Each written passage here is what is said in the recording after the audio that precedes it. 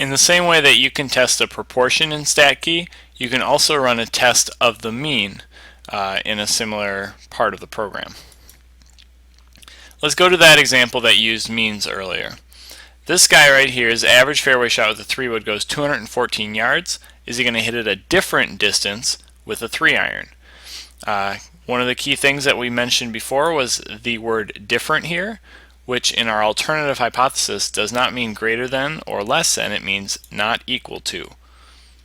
Now our mu equals 214 means that our average distance using the 3-iron we think is going to be 214 with the null hypothesis, the assumption of no change.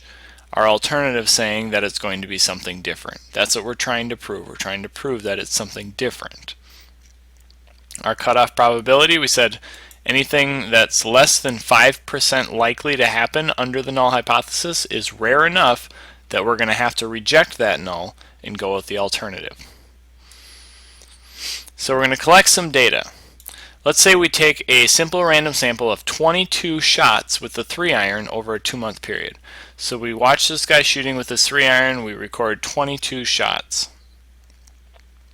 And here are the results that we get back, the sample results. We get this big list of numbers. Now this list of numbers by itself isn't useful, but what we do is we copy this in to StatKey, and that's going to help us later. So let's go ahead and copy these numbers. And if you're reading this off a screen, you could either copy it or manually type them in. On the StatKey main page here, if we look under our tests, right at the top we see test for a single mean, and that's what we have, is a single mean that we're testing. So we click on that, and we're going to start out with editing our data. And we're going to leave our top line in there, whatever it might say, and delete all those other values. And then I'm just going to paste in the data I have. If it doesn't come in a nice column like this, if it has a bunch of commas between it, you'll just have to, for example, hit enter between them so that each new row is a number. So it is picky about each new row being a number and leaving the top row with some words in it. So we hit OK, and then we set our null hypothesis. So we edit our data just like we did with confidence intervals. The null hypothesis is what we are guessing that it originally was expected to be. And when we scroll up here, we said our null was mu equals 214 yards. So let's change that to 214. At this point, we can start generating random samples. And just like it was with the proportions, it doesn't look at our sample mean here of 207 to figure out where our center will be. It looks at the null hypothesis mu equals 214 and puts that at the middle. And then it shifts the distribution over. Looking at our alternative hypothesis here, it says mu is not equal. If it was greater than, we would do a right tail test. If it was less than, we would do a left tail test. But when it is not equal, we actually do a two-tail test. So we do both right and left.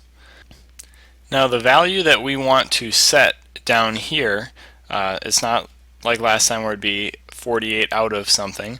What we're going to do is look at our sample mean, because we want to see how likely it is under the null hypothesis that mu equals 214, how likely it is to see data as low as or as high as that 207.95, our sample mean, the data that we collected. So I'm going to type in here in this lower one, since it's the lower, 207.955, because that's what my sample mean was. And when I do that, I see these values up here. I see 0.045, 0.045 on either side. The reason I see these probabilities on both sides in the red is because on a two-tailed test you actually have to include both of them. And let's see if this holds up. Let's generate a little bit more data. And we can see, yeah, for the most part this is going to hold pretty true. Somewhere between that and maybe even as high as 0.05. Now for the two-tail, you actually have to add them together. So you take this 0.05 plus this 0.05, and we're going to get 0.10, and that is what we're going to use as our p-value. So scroll down here.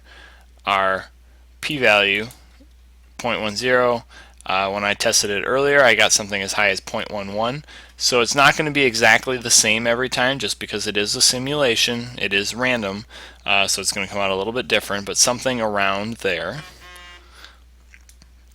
And what we have to do now is decide, is this p-value low enough that we can reject the null hypothesis, or is it not? So that 0.11, is it less than 0.05? That's our cutoff. No, it is not. So we fail to reject the null hypothesis. So we're going to let the null hypothesis be, and we're not going to side with the alternative. Remember that that doesn't mean that the null is actually true. We have not proven that the distance is 214. We just don't have enough evidence to say that it isn't. When you go to court and you're let go, that doesn't mean that the people necessarily think that you're innocent. It just means they don't have enough evidence to put you in jail. So in this case, we have some evidence to show that maybe it is different, but not enough to actually make that statement.